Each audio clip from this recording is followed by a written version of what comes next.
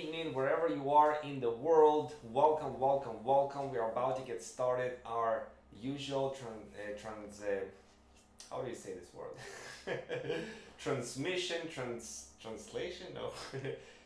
Broadcast. Yeah, that's the thing. Broadcast of Today in Crypto Show. So, we are live right now, have a lot to discuss. What is going on? Vitaly is here, founder and creator of Bitcoin's Walls Club system. This is Today in Crypto Show.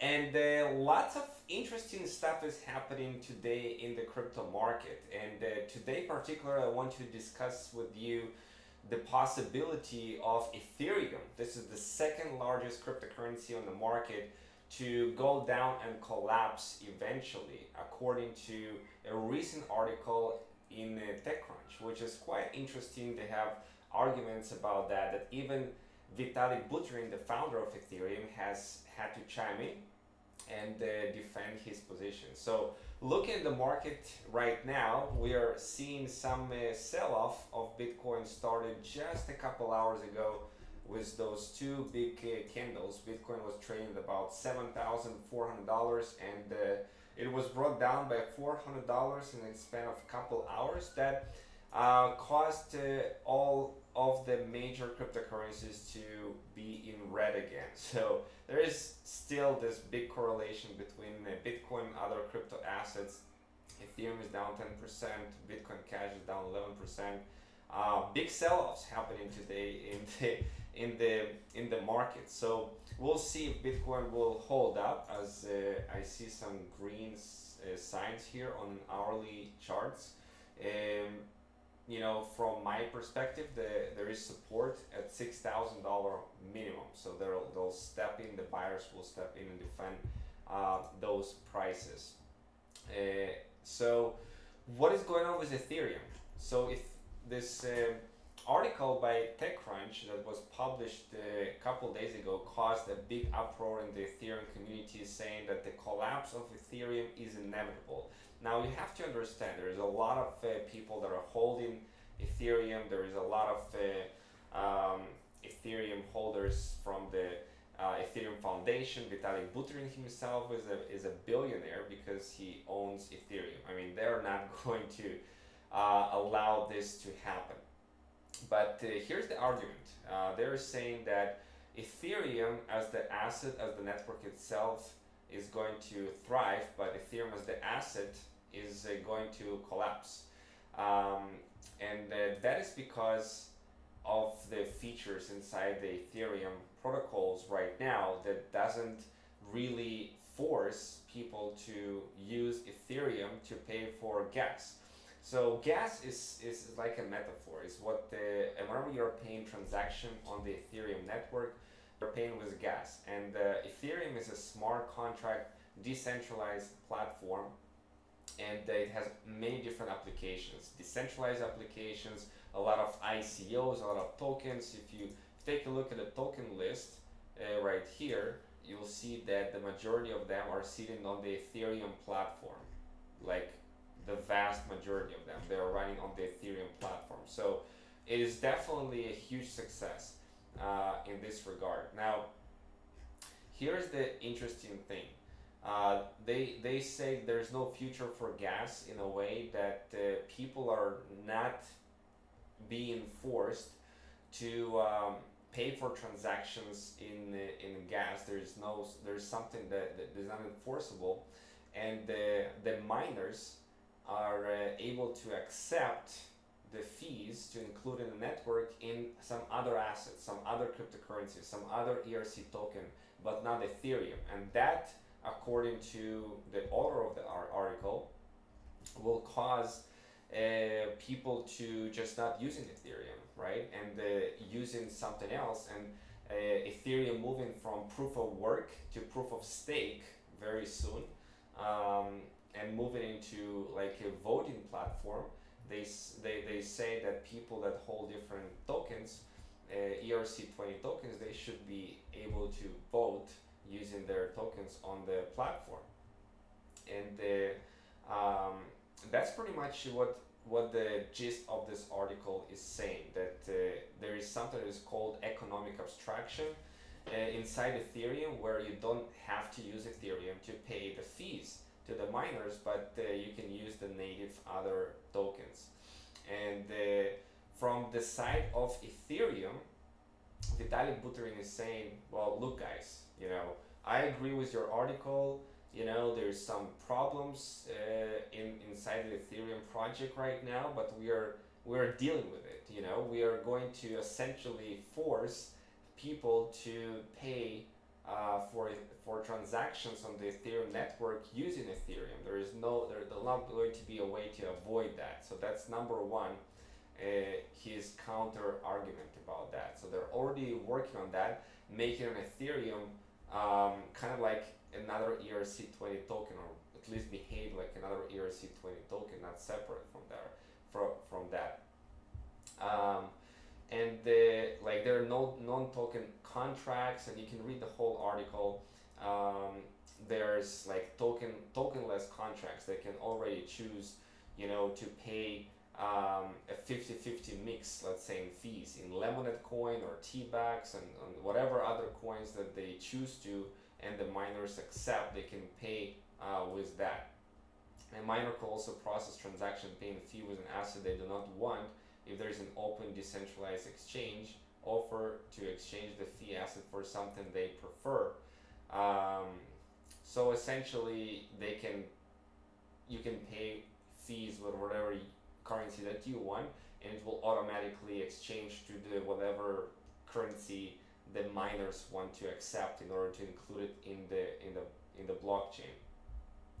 And without ETH, a modified version of proof of stake with a multitude of assets could still decide consensus if each node selects a weight vector for the voting power of all assets. So essentially describing how it could work. And in conclusion, he is saying that there's no reason for ETH to be valuable unless the miners enforce some sort of racket to require users to pay ETH. And that's exactly what Vitalik Buterin is saying, that they're going to enforce that. But in an open market society, in an open marketplace, you know, it is replacing ETH with something else is something that is forever improvement. Что ли? Да, иди приготовься через 10 минут. Я уже приготовила. Хорошо, дай мне закончить. This was my son. He is waiting to go to play table tennis. His first time in a more with a teacher. So anyway, so here's the art. Here's the reality of what I see. They're not going to allow this to happen. They're not going to allow. I mean, there is too much at stake for the Ethereum community to just go and have the price of Ether collapse like this. So that's what I'm thinking, and it definitely caused a lot of a lot of big discussions inside Ethereum, like what the heck, is Ethereum actually heading for a collapse? You know, there's so many Ethereum holders out there, and I'm one of them as well. So Ethereum is very much used in all of the markets, in all of the exchanges. There's Ethereum market, so I don't see this is going away anytime soon. But just be aware that there is some issues with the current protocols, and there's something that they are fixing right now. Okay, moving on for some other news regarding the Lightning Network. Now, this is something that's been developed to boost the speed for the transactions. Now, you can imagine Bitcoin transactions as a road, and Bitcoin Cash, what they have done is increase the road, broaden the road, so more cars can go into the highway, more transactions. But what Lightning Network is doing is actually creating a mega train that people can hop on the train, avoid the roads, and go on the train fast, and then hop on the highway later on. So that's essentially with Lightning Network. They're opening channels, and those channels create all kinds of transactions without them putting those transactions into the main blockchain for Bitcoin. And right now, the startup CoinGate adding all 4,000 of its merchants to the off-chain system using Litecoin, and it's already been working. It's not something that is just in theory. It's actually the speed of implementation with the Lightning Network is getting bigger and bigger. We are seeing right now about 100 Bitcoin versus 3 Bitcoin on the Lightning Network capacity, which is a huge jump, like 30 times jump in the last couple months. So Lightning Network is growing fast and getting faster and faster, and this can bring the mass adoption for Bitcoin in a big way, because less fees, way faster confirmations, like we're talking seconds is confirmed, and much more transactions per second for the Bitcoin network, which is right now quite slow. Just about 10 transactions per second or something like that. With Segwit is a little bit improved, but it's far from where we want it to be. Okay.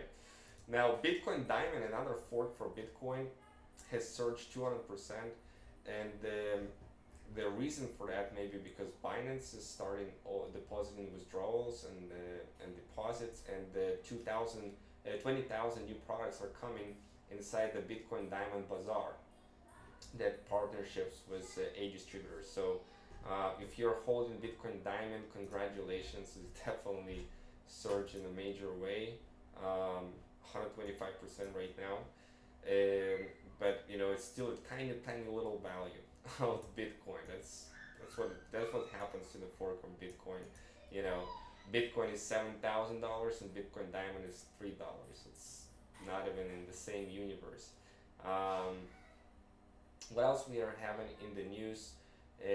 Crypto mining is accepted as an industry by Iran, so that's good for the more miners getting in the game, more competition, all of that. So that's awesome. And because of that, in Iran, Bitcoin has surged in value to $24,000 per one Bitcoin. Я сейчас приду, дай мне закончить, Лерон. That's quite a lot, by 3 times more than it's trading right now. 2 минуты я заканчиваю. Иди в салон и подожди меня. 2 секунды я закончу. Хорошо? 2 секунды. 2 секунды. Дай закончу. Седа? Я закончу и приду сейчас, ну. And lastly, we have a couple more news about SEC and the Bitcoin ETFs. So there is, again, no doubt that many people agree on that next year probably Bitcoin ETF, because of the demand, is going to be approved, but not at this time, because those companies that have been applied for the ETF approval by the SEC are not the type of applicant archetype that the SEC is used to approve. Okay, that's essentially what the CEO of the payment startup Abra is saying. Now Google, the giant Google, it adds now on top of Bitcoin blockchain dataset also Ethereum blockchain dataset to its massive analytics platform. So they're definitely interested in the blockchain technology and the cryptocurrency space, that essentially allows people to restore what is stored in the blockchain and get this data also in the Google platforms, like with the Google database, which is a good thing for us. And finally, I want to say a couple of words about this 51% attack on Bitcoin Cash, and that is a big risk, because the hash rate is getting down for Bitcoin Cash as low as 12%, which is a big issue. The hackers, people who are owning those hardwares on the network, they can easily hack and cause double spending, cause an attack on the Bitcoin Cash network, and that will bring the value of Bitcoin Cash down. That's a concern. 12% hash rate of Bitcoin, and some exchanges credit Bitcoin Cash deposit after one confirmation. That's a dangerous sign, as individuals with enough hash power they can attack the Bitcoin Cash network. and that can cause an exchange to be insolvent. So there's something similar happened to Litecoin fork, as Bitcoin Cash is a fork of Bitcoin, with Feathercoin that forked from Litecoin in April 2013, and after a 51% attack in June, it led to a destruction of the coin, FTC collapse, becoming worth less than 1 cent in the next 3 years. So yeah. So there's a real danger about that with Bitcoin Cash. And now we're seeing in Walmart the awareness of the population is getting bigger, as Walmart is not just applying more patents for blockchain technology, but they're also getting now people to buy Bitcoin chocolate coins, every day, like 12,000 stores of Walmart. That will definitely increase some more awareness for Bitcoin, the chocolate coins. So that's quite interesting to see in the Walmart store. It's a giant. And Bitcoin Foundation now gets $200,000 in donation for crypto education awareness, and that's a good thing, of course. The more education we have, that's why I'm so focused on as much as I can to educate the masses about Bitcoin, cryptocurrencies, and how to use them and what they are. The more people understand this technology, the better the world we are living in will be, as more people will be used decentralized technologies. So awesome. I'm looking forward, guys, for today's in the evening, 4 p.m. Eastern time.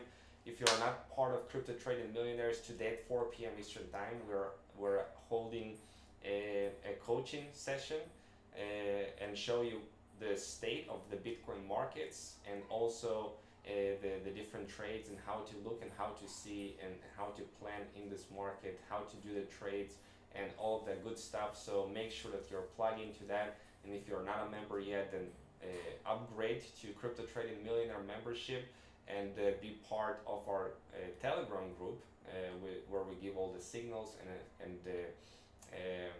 discuss everything crypto related on a more personal level. So looking forward to see you there, guys. And I'm heading right now to play some table tennis. It's a first it's a first time with his actual trainer that he'll be training him.